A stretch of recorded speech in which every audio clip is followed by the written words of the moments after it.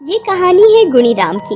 वो एक फैक्ट्री में मजदूरी करता था, लेकिन कुछ महीने पहले उसकी फैक्ट्री बंद हो गई और वो बेरोजगार हो गया। गुणीराम की पत्नी बहुत पहले ही गुजर गई थी। उसकी 10 साल की एक दिव्यांग बेटी थी गीता। पहले भी किसी तरह ही उसके घर का गुजारा चलता था, ऊपर से उसकी नौकरी चली गई तो जीवन चलाना और भी कठिन हो गया। हालांकि नौकरी चले जाने की बात उसने गीता को नहीं बताई थी। वो हर दिन तय समय पर पहले की ही तरह घर से निकल जाता और शाम को लौटता। गीता, गीता। गीता बैसाखी के सहारे चलती हुई बाहर आती है। अरे बाबा, आप आ गए फैक्ट्री से? हाँ बेटा, आ तो गया, लेकिन आज भी मैं तेरी जलेबी लाना भूल गया। अरे कोई बात नहीं बाबा, कल ले आना। कल नहीं, 2-4 दिन बाद फैक्ट्री में दिवाली का बोनस मिलने वाला है। जिस दिन मिलेगा उसी दिन तेरे लिए एक सुंदर सी फ्रॉक और जलेबी दोनों लेता आऊंगा। गीता को पता था कि उसके लिए ना तो जलेबियां आएंगी और ना ही फ्रॉक। उसके पिताजी को कोई बोनस नहीं मिलने वाला। उसे ये भी पता था कि उसके पिता की नौकरी चली गई है। वो दिन भर कहीं दिहाड़ी मजदूरी करते हैं तो 2 पैसे हाथ आते हैं और 2 वक्त की रोटी किसी तरह नसीब होती है। किसी दिन दिहाड़ी नहीं मिलती है तो उन्हें खाली हाथ ही रहना पड़ता है। देखते देखते दिवाली भी आ गई। हर ओर कितनी भीड़ है, सभी कुछ ना कुछ खरीद रहे हैं। एक मैं हूँ जो बेटी के लिए जलेबी भी खरीद कर नहीं ले जा सकता। गुणीराम ये सब सोचता सड़क पर चला जा रहा था। तभी एक बड़े से कपड़े की दुकान के बाहर खड़े पुतले पर उसकी नजर गई। उसने बहुत अच्छी फ्रॉक पहन रखी थी। वो उस फ्रॉक को गौर से देख ही रहा था कि दुकान के अंदर से दुकान का सेठ बाहर आया और उससे पूछा, ओए, तू क्या घूर रहा है यहाँ? चोरी वोरी करने का इरादा है क्या? तू तो शक्ल से ही चोर लगता है। अरे नहीं साहब, मैं तो बस अपनी बिटिया के लिए ये फ्रॉक देख रहा था। कितने की है ये? तेरे औकात के बाहर की है। चल जा अब यहाँ से। सुबह सुबह पता नहीं कहाँ से चले आते हैं। औकात के बाहर? गुणीराम के कानों में ये शब्द पूरे दिन गूंजता रहा। उस दिन गुणीराम सारा दिन दिहाड़ी की तलाश में भी रहा, लेकिन उसे कोई काम नहीं मिला। शाम को जब वो घर लौट रहा था तो उसने देखा कि उसके जेब में सिर्फ 5 रुपए बचे थे। आज भी कोई काम नहीं मिला मुझे। जेब में सिर्फ 5 ही रुपए बचे हैं। घर में राशन भी 2 ही दिन का बचा होगा। हे ऊपर वाले, क्यों तू हमारी औकात के बाहर दुख हमारी किस्मत में लिख देता है। उदास मन से वो घर पहुंचा। गीता उसी का इंतजार कर रही थी। क्या बात है बाबा, चेहरा इतना उतरा हुआ क्यों है? अरे कुछ नहीं है, वो पेट में बहुत दर्द है। मैं सो जाता हूँ, आराम करूँगा तो ठीक हो जाएगा। गीता को पता था कि उसके पिता के पेट में कोई दर्द नहीं है। जब भी उन्हें दिहाड़ी पर काम नहीं मिलता वो भूखे सो जाते ताकि राशन एक दिन और अधिक चल सके। कई बार उन्होंने ऐसा किया है। हालांकि वो खुद भूखे रह जाते, लेकिन गीता को कभी भूखे नहीं रहने दिया। अगले दिन दिवाली थी। गुणीराम सुबह सुबह घर से निकल गया। उसके जाने के बाद गीता पास वाले लक्ष्मी मंदिर में गई। माँ देख, आज दिवाली है, लेकिन मेरे पास ना तो दिया है ना बाती। फिर भी मैं तुझसे कुछ मांगने आई हूँ। तू तो पूरी दुनिया की माँ है ना, फिर क्यों मेरे पापा को तू नहीं देखती? मैं तुझसे लाखों रुपए नहीं मांगती, लेकिन 2 रोटी की उम्मीद तो तुझसे कर सकती हूँ। कल रात भी मेरे पापा बिना खाए सो गए।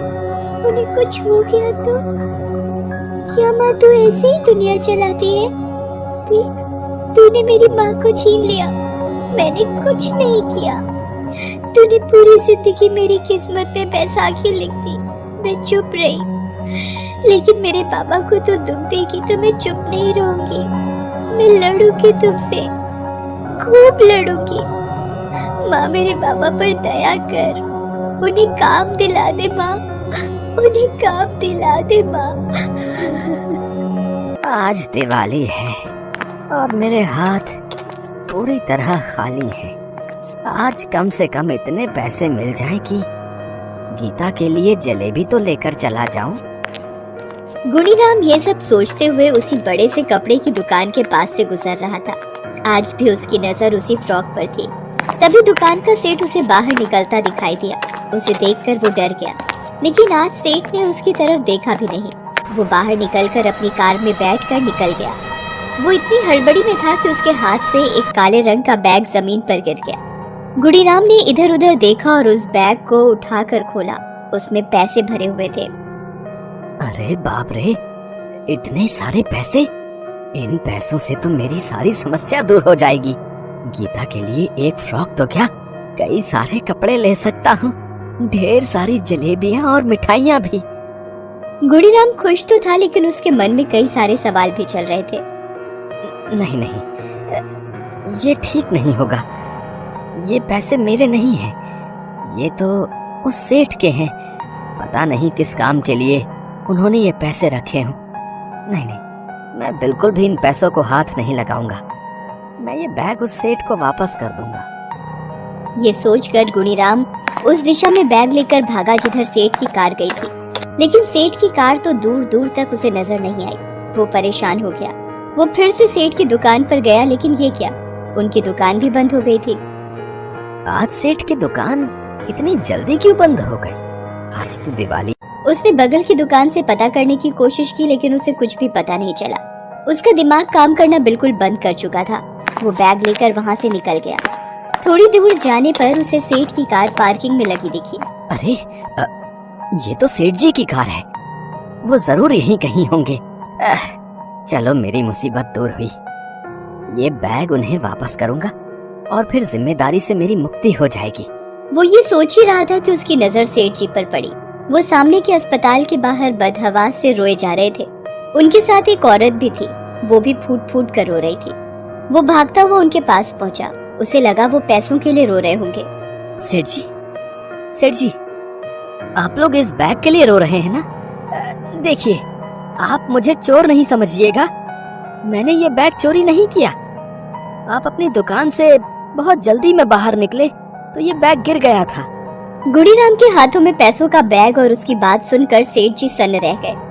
हम पैसों के लिए नहीं रो रहे हैं। जानते हो, हमारे इकलौते बेटे का आज बहुत बड़ा एक्सीडेंट हो गया है। वो जिंदगी और मौत से जूझ रहा है। उसे खून चढ़ाने की जरूरत है। हम दोनों में से किसी का ब्लड ग्रुप उससे मैच नहीं किया। एक आदमी ब्लड देने को राजी तो हुआ, लेकिन बदले में बहुत सारे रुपए मांगे। ये रुपए उसी को देने के लिए थे,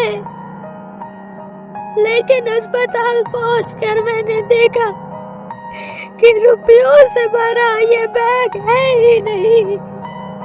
वो आदमी भी बिना पैसे लिए ब्लड देने को तैयार नहीं हुआ और यहाँ से कहीं चला गया। गुणीराम की आंखें उन लोगों की बातें सुनकर भर आईं। सेठ जी, मैं दूंगा आपके बेटे को ब्लड। आप मेरा टेस्ट करवा लीजिए, क्या पता मुझसे उसका ब्लड ग्रुप मिल जाए। गुणीराम का ब्लड ग्रुप सेठ जी के बेटे से मिल गया। उसने 1 यूनिट ब्लड दिया और सेठ जी के बेटे की हालत में तेजी से सुधार होने लगा। तुमने मेरे बेटे की जान बचाई। तुम्हारा एहसान तो मैं जिंदगी भर नहीं भूल सकता, ना ही इसकी कोई कीमत दे सकता हूँ। फिर भी इस बैग में जितने रुपए हैं वो सब तुम्हारे हैं, तुम ले लो। ये आप क्या कह रहे हैं सेठ जी? जान बचाने वाला ऊपर वाला है, मैं नहीं। मुझे ये पैसे नहीं चाहिए। अगर मैंने आपसे ये पैसे ले लिए तो कल ऊपर वाले को क्या मुंह दिखाऊंगा? सेठ जी को वो दिन याद आया जब उन्होंने इसे चोर कहकर अपनी दुकान से भगा दिया था। आत्मग्लानि से भरे हुए सेठ जी उसके पैरों में गिर पड़े। तुम मुझे माफ कर दो। उस दिन मैंने तुम्हें क्या क्या नहीं कहा था। सेठ जी, आप मुझे शर्मिंदा ना करें। गुणीराम वहाँ से वापस घर की ओर लौट पड़ा। शाम हो चुकी थी। लोग घरों के बाहर दीपक जला रहे थे। कुछ बच्चे पटाखे भी फोड़ रहे थे। गुणीराम उन्हें देखता हुआ आंखों में आंसू लिए अपने घर के बाहर पहुंचा। लेकिन ये क्या, उसका पूरा घर दीपों से भरा हुआ था। रंग बिरंगी लाइटें जल रही थी। उसकी बेटी गीता ने वही फ्रॉक पहन रखी थी जो उसने उस सेठ की दुकान में देखी थी। उसे अपनी आंखों पर यकीन नहीं हो रहा था कि ये चमत्कार कैसे हो गया। तभी उसकी बेटी उसके पास आई। बाबा, बाबा, ये देखो मेरी नई फ्रॉक, कितनी सुंदर है ना। आज मैंने भरपेट जलेबी भी खाई है। बाबा, आज मैं बहुत खुश हूँ। लक्ष्मी माता ने मेरी सब मन्नत पूरी कर दी। बाबा, आज तुम्हें नई नौकरी मिली है ना? नौकरी? तभी पीछे से सेठ जी और उसकी पत्नी गुणीराम के पास आते हैं। सेठ जी, आप? अच्छा, तो ये सब आपने किया है। मैं आपका एहसान कैसे चुकाऊंगा? कोई किसी पर एहसान नहीं करता, सब ऊपर वाला करता है। वैसे तुम मेरे यहाँ नौकरी तो करोगे ना? बिल्कुल करूंगा सेठ जी, बिल्कुल करूंगा।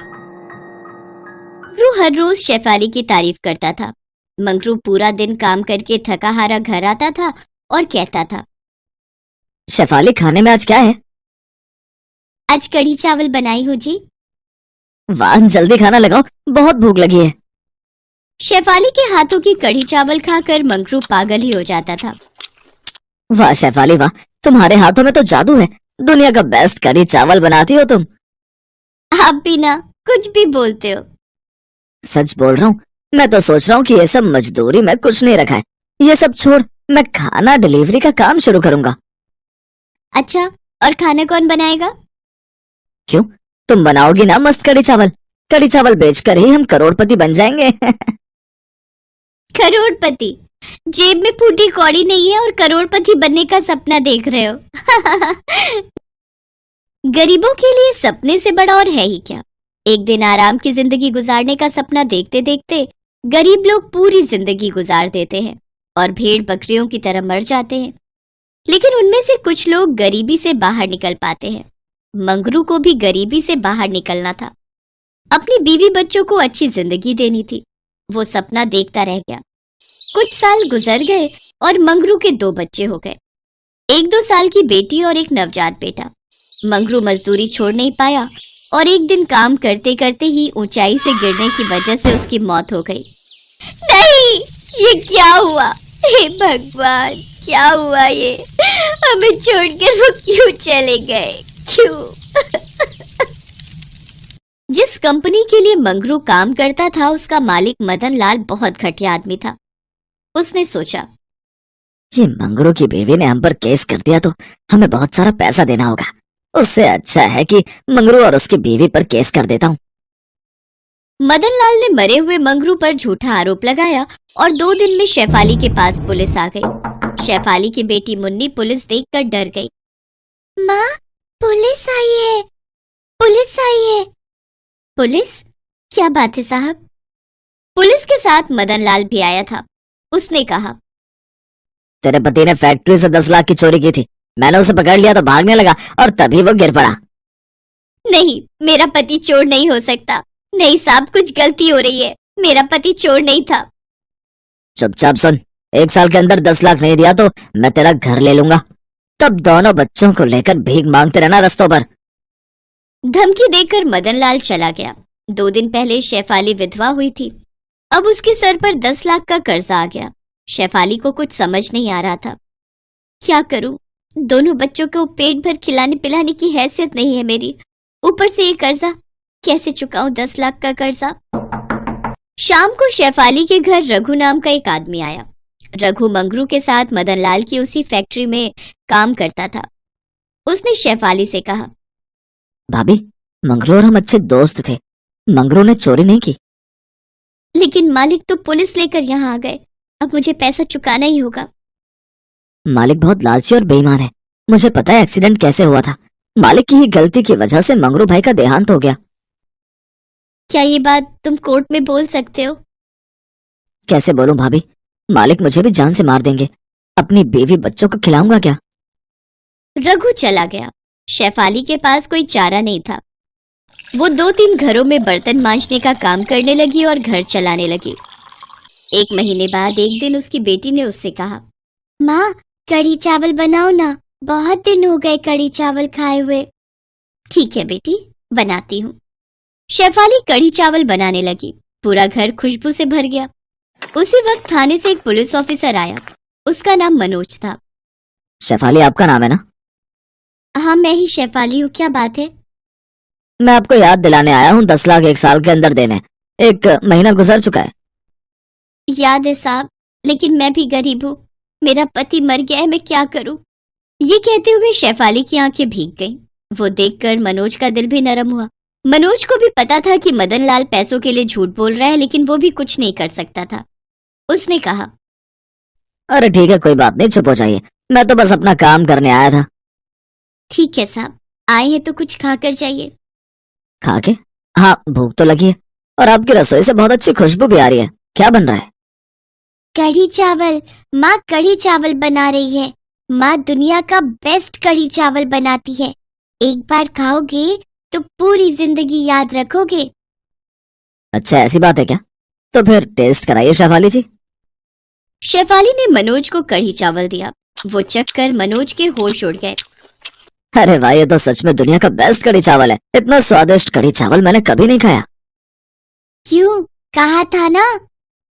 शेफाली जी, आप हमारे पुलिस स्टेशन में खाना डिलीवरी क्यों नहीं करती?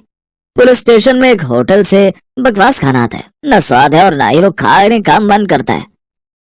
खाना डिलीवरी? हाँ मतलब। ये सुनकर शेफाली को मंगरू की बातें याद आई। सच बोल रहा हूँ, मैं तो सोच रहा हूँ कि ये सब मजदूरी में कुछ नहीं रखा है। ये सब छोड़ मैं खाना डिलीवरी का काम शुरू करूंगा। अच्छा, और खाना कौन बनाएगा? क्यों, तुम बनाओगी ना मस्त कढ़ी चावल। कढ़ी चावल बेचकर ही हम करोड़पति बन जाएंगे। ये सोचते हुए शेफाली की आंखों में आंसू आ गए। उसने कहा, मैं कढ़ी चावल की डिलीवरी तो कर सकती हूँ, लेकिन मेरे पास बनाने के लिए पैसे नहीं हैं। ठीक है, मैं देता हूँ पैसे, ये लीजिए। मनोज पैसे देकर चला गया। उसी दिन शेफाली ने पुलिस स्टेशन में कढ़ी चावल भिजवाया। वो खाकर सारे पुलिस ऑफिसर्स का मन भर गया। वो कहते हैं ना, इंसानों के दिल का रास्ता पेट से होकर जाता है। धीरे धीरे शेफाली का कढ़ी चावल खाते खाते सारे पुलिस ऑफिसर उसके फैन बन गए। शेफाली को और भी जगहों से ऑर्डर मिलने लगे। ऐसे धीरे धीरे शेफाली का व्यापार बढ़ने लगा। लेकिन उधर मदन लाल गुस्सा हो गया और एक दिन पुलिस स्टेशन आकर उसने सभी ऑफिसरों को बहुत झाड़ा। तुम सब निकम्मे हो, एक औरत से 10 लाख नहीं वसूल सकते, लानत है तुम पर। मदन लाल की बातें किसी को हजम नहीं हुई और ऊपर से शेफाली ने सबका दिल जीत लिया था। सभी को पता था कि मदन लाल झूठ बोलकर पैसा हड़पना चाहता है। इसीलिए सभी ने मिलकर एक प्लान बनाया।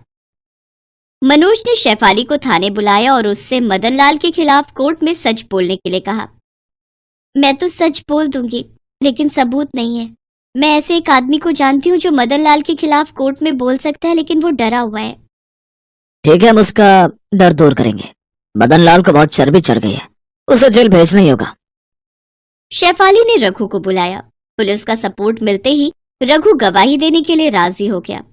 रघु और भी लोगों को साथ ले आया और अगले दिन कोर्ट में सभी ने मदन लाल के खिलाफ गवाही दे दी। पुलिस ने भी एंड मौके पर मदन लाल का साथ छोड़ दिया। मदन लाल को कोर्ट ने शेफाली को 1 करोड़ रुपए देने के लिए कहा। मदन लाल को देना ही पड़ा और उसके बाद उसे जेल हो गई। मदन लाल पूरी जिंदगी जेल में सड़ने के लिए अंदर चला गया और शेफाली करोड़पति बन गई। मंगरू का सपना पूरा हुआ। शेफाली के कढ़ी चावल ने उसकी जिंदगी बदल दी और उसके बाद से शेफाली खुशी खुशी जीने लगी और कढ़ी चावल रेस्टोरेंट खोलकर कढ़ी चावल बेचती रही। लो भाई, आ गया दिनेश पेप्सी पानी पूरी वाला। आइए आइए और पेप्सी पानी पूरी खाइए। पानी पूरी खाने का एक नया अंदाज। आइए आइए। दिनेश जैसे बाजार में अपना ठेला लाते हुए आवाज लगा रहा होता है तो पहले से ही वहाँ खड़े पानीपुरी वाले उसका मजाक उड़ाते हैं। पेप्सी पानी पूरी। अब पानी पूरी में पेप्सी डालकर बेचेगा क्या ये आदमी है? अरे लोग तो ऐसी पानी पूरी चखते ही उल्टियाँ करने लगेंगे भैया। सही कह रहा है भोला तू। देखना तू 10 दिन भी नहीं टिकेगा यहाँ पे। सभी पानी पूरी वाले उसका मजाक उड़ा रहे थे, लेकिन ग्राहक उसकी तरफ हैरानी से देख रहे थे। अरे देख तो नेहा, कोई नया पानी पूरी वाला आया है। चल तो सही, इसकी पेप्सी वाली पानी पूरी चेक कराए, आखिर ये होती कैसी है। हाँ हाँ चल। अरे भैया, जरा हमरे लिए एक एक प्लेट लगाना तो। वैसे कितने का एक प्लेट? जी सिर्फ 20 रुपए प्लेट। फिर जैसे ही काजल और नेहा उस पानी पूरी को अपने मुंह में रखती है, वो तो खुशी से पागल हो उठती है। अरे वाह वाह वाह वाह, इसका पेप्सी वाला पानी पूरी तो बड़ा ही कमाल का है रे। क्या स्वाद है, मजा ही आ गया। क्या लाजवाब मजेदार पानी पूरी है। अरे इसके आगे तो सबकी पानी पूरी फेल है। सुनो भाइयों बहनों, इस पेप्सी पानी पूरी वाले की पानी पूरी तो लाजवाब है। सब खाओ, दिल खोल कर खाओ, लेकिन भैया हमरे लिए पहले एक एक प्लेट और लगाओ। उन दोनों के इतना कहते ही दिनेश के ठेले के आसपास भीड़ लग जाती है। सभी उसकी पानी पूरी को चखने के लिए बेताब हो जाते हैं। भैया मेरे लिए जल्दी से एक प्लेट लगा दो भैया। अरे अभी तो ठहर भैया, है तू मेरे बाद आया था, पहले मैं खाऊंगा। हाँ भैया मेरा। अरे अरे सब्र करो भाई, सब्र करो। मेरी पेप्सी पानी पूरी तुम सबको मिलेगी, ठीक है। दिनेश की पेप्सी वाली पानी पूरी ने सब पर ऐसा जादू चलाया कि उसका धंधा जोरों से चल पड़ा। उस दिन के बाद वो जैसे ही ठेला लगाता, उसकी कमाई शुरू हो जाती। अगर कुछ महीने ऐसे ही कमाई होती रही तो वो दिन दूर नहीं जब मेरे बंटू का इलाज हो जाएगा और वो पूरी तरह ठीक हो जाएगा। बंटू दिनेश का 7 साल का बेटा था और उसके दिल में छेद था। उसके ऑपरेशन के लिए डॉक्टर ने काफी खर्चा बताया था। दिनेश जब भी शाम को घर लौटता तो बंटू अक्सर उससे पूछता, पापा आपने मेरे इलाज के लिए पैसे जोड़ लिए क्या? अब कुछ ही महीनों की बात है बेटा, मैं जल्दी ही तेरे इलाज के लिए पैसे जोड़ लूंगा। ऊपर वाले की दुआ से अपना पेप्सी पानी पूरी का धंधा बहुत अच्छा चल रहा है। सच्ची पापा, फिर तो मैं भी आपके साथ खेल सकूंगा, दौड़ूंगा, भागूंगा, और आप देखना फिर तो रेस में मैं ही फंस जाऊंगा। दिनेश की बीवी संध्या जब भी अपने बेटे को ये कहते सुनती तो वो कहती, तू बिल्कुल भी परेशान मत हो बंटू, मैं रोज मंदिर जाकर तेरे ठीक होने के लिए भगवान से प्रार्थना करती हूँ। तू देखना भगवान तुझे बहुत जल्द ठीक कर देंगे। एक दिन दिनेश के ठेले पर हीरो नाम का अधेड़ उम्र का आदमी उसकी पानी पूरी चखने आता है। वो नशे में होता है, तभी उसकी नजर दिनेश के गले पर जाती है। किसी ने ठीक ही कहा था इसके बारे में, इसका गल्ला तो लबालब नोटों से भरा हुआ है भाई। हीरो एक ठग, शराबी और जुआरी किस्म का आदमी था। उसका काम ही लोगों को ये सब बुरी लत लगाना था। दिनेश के भरे गले को देखने के बाद हीरो उससे कहता है, अरे सुना है कि तेरे बेटे को कोई बड़ी बीमारी है, है? और उसके इलाज के लिए तुझे लाखों चाहिए। हाँ भाई सही सुना है, मुझे मेरे बेटे के इलाज के लिए कई सारे पैसों की जरूरत है। तो तुझे क्या लगता है इस ठेले से तू लाखों रुपए कम समय में कमा पाएगा? इसके लिए तो तुझे कई साल लग जाएंगे। हाँ लेकिन इसके अलावा मैं और कर भी क्या सकता हूँ भाई? देख इसमें मैं तेरी मदद कर सकता हूँ। अगर तुझे हफ्ते भर में ही 5 लाख रुपए कमाने हो तो मुझे आकर मिल लेना। ये रहा मेरा पता, ठीक है ना? अच्छा अब मैं चलता हूँ, ठीक है भाई? आखिर ऐसा कौन सा रास्ता है इसके पास जो ये मुझे एक हफ्ते में इतने पैसे कमा कर दे देगा? खैर मुझे क्या, मुझे तो बस अपने बेटे के इलाज के लिए पैसे से मतलब है। एक काम करता हूँ, एक बार जाकर इससे मिल ही लेता हूँ। यही सब सोचकर एक दिन दिनेश जाकर हीरो से मिलता है। हीरो उसे ऐसे सपने दिखाता है कि दिनेश ज्यादा पैसे कमाने के लालच में उनके साथ जुआ खेलने लग जाता है। कल मैंने 1000 रुपए लगाकर 2000 कमाए थे। ऐसा करता हूँ आज ठेले की सारी कमाई ही लगा देता हूँ, एक दिन में डबल कमाई हो जाएगी। धीरे धीरे दिनेश को जुए के साथ साथ शराब की लत भी लग जाती है। शराब की लत उसे ऐसी लगती है कि उसका अपने काम में मन ही नहीं लगता और वो ठेले पर खड़ा होकर भी शराब के नशे में डोलता रहता है। भैया एक प्लेट लगाना तो। अरे लगता है इस आदमी ने तो शराब पी रखी है। चलो चलो, हमें नहीं खानी इसकी पानी पूरी, चलो दूसरी वाली पानी पूरी खाने चलते हैं। धीरे धीरे दिनेश के सभी ग्राहक कट जाते हैं और वो सभी दूसरे पानी पूरी वालों के पास जाकर पानी पूरी खाते हैं। ये देख भोला और राजू बहुत खुश होते हैं। देखा भोला, अपनी चाल कामयाब हो गई ना? बिल्कुल सरकार, अब देखना उसकी पानी पूरी की तरफ तो कोई देखेगा भी नहीं, सब अपनी ही पानी पूरी खाएंगे। कुछ दिन ऐसे ही बीतते जाते हैं। अपने धंधे को मंदा देख दिनेश शराब और जुए की लत में और डूब जाता है और उसका बचा खुचा धंधा भी चौपट हो जाता है। ये सब देख संध्या और बंटू बहुत दुखी होते हैं। फिर बंटू अपनी माँ से कहता है, माँ अब तो मैं कभी भी ठीक नहीं हो पाऊंगा ना? पापा तो अब सारे पैसे शराब और जुए में ही उड़ा देते हैं। तू परेशान मत हो मेरे लाल, बस ऊपर वाले पर भरोसा रख, एक दिन सब कुछ ठीक हो जाएगा। सारा दिन नशे में धुत रहने और धंधा चौपट होने के कारण दिनेश के घर में खाने पीने के भी लाले पड़ जाते हैं। माँ, अब तो घर में खाने के लिए भी कुछ नहीं बचा। अब तो लगता है भूख से ही हम सब मर जाएंगे। ऐसा नहीं कहते मेरे बच्चे, सुख दुख तो जीवन का हिस्सा है। आज बुरा वक्त आया है, कल अच्छा वक्त भी आएगा। ऐसे ही कुछ समय और बीत जाता है। फिर एक दिन उस बाजार में एक आदमी आता है जो सबको पर्चे बांट रहा होता है। तभी वो दिनेश के ठेले पर आता है। अरे सुनो भाई, पेप्सी पानीपुरी वाले, हमारे सेठ मंगल राम चाट भंडार वाले की तरफ से एक प्रतियोगिता होने जा रही है, जिसमें सभी चाट वालों के बीच कंपटीशन होगा। जो भी इस प्रतियोगिता को जीतेगा उसे पूरे 5 लाख इनाम और साथ ही हमारे मशहूर मंगल राम चाट भंडार वाले बाजार में एक स्टॉल भी लगाने को मिलेगा। मंगल राम चाट भंडार बाजार, वहाँ तो बड़े बड़े लोग आते हैं चाट खाने के लिए। अरे तभी तो कह रहा हूँ, अगर जीत गए तो रोज की अच्छी खासी कमाई होगी और 5 लाख मिलेंगे वो अलग। मंगल राम चाट भंडार कोई ऐसी वैसी जगह नहीं थी, बल्कि शहर का फेमस चाट बाजार था, जहाँ शहर के बड़े बड़े लोग चाट खाने आते थे और कई टूरिस्ट भी वहाँ आते थे। उस बाजार में चाट लगाने वालों की अच्छी खासी कमाई होती थी, लेकिन ये सब बातें जानते हुए भी दिनेश उस प्रतियोगिता में कोई खास दिलचस्पी नहीं दिखाता। मंगल चाट भंडार है तो मुझे क्या, मैं जहाँ हूँ वहीं ठीक हूँ, मुझे इन सब से कोई फर्क नहीं पड़ता। उधर भोला और राजू उस कंपटीशन के बारे में सुनकर आपस में कहते हैं, सुन भोला, इस कंपटीशन को तू जीते या मैं, मुझे कोई फर्क नहीं पड़ता, बस कोई और नहीं जीतना चाहिए। हाँ भाई, बस एक उस दिनेश का ही डर था, लेकिन वो तो हमारी कृपा से फेल हो चुका है, तो अब हम दोनों के अलावा उस कंपटीशन को कोई जीत ही नहीं सकता। अगले दिन हीरो भोला और राजू से मिलने आता है। क्यों भाई, मान गए ना मुझे? आखिर मैंने शराब और जुए की लत लगाकर उस दिनेश के धंधे को चौपट कर ही दिया भैया। तुम्हारे एक बार कहने से ही तुम्हारे दुश्मन को कैसे ढेर कर दिया मैंने। अगर वो ढेर नहीं होता तो हमारा धंधा आबाद कैसे होता भाई। उसकी पेप्सी पानीपुरी ने तो हम लोगों का धंधा ही चौपट कर दिया था भाई। तभी उनकी ये सारी बातें दिनेश सुन लेता है और अपने किए पर उसको बहुत पछतावा होता है। मैं भी कितना बेवकूफ था जो इन पाखंडियों के झांसे में फंस गया और बर्बाद हो गया, लेकिन अभी भी कुछ नहीं बिगड़ा है। मैं इन सबको मजा चखाऊंगा, मैं इस प्रतियोगिता में हिस्सा जरूर लूंगा। यही बात मन में ठाने दिनेश उस चाट प्रतियोगिता में हिस्सा लेता है और अपनी पेप्सी वाली पानीपुरी की रेसिपी से इस कॉन्टेस्ट को जीत लेता है, जिससे उसे 5 लाख का इनाम मिल जाता है। साथ ही मंगल चाट भंडार में स्टॉल लगाने के लिए जगह भी। इनाम से मिले पैसों से वो अपने बेटे का इलाज करवाता है। बंटू पूरी तरह से ठीक हो जाता है और वो भी दूसरे बच्चों की तरह खेल कूद करने लगता है। दिनेश की पेप्सी पानीपुरी अब मंगल राम चाट भंडार की जान बन गई थी। उस बाजार में जो भी ग्राहक आता वो उसकी पानीपुरी चखे बिना वापस नहीं जाता। उसकी तरक्की देख राजू, भोला और हीरो को अपनी करनी पर बड़ा पछतावा होता है।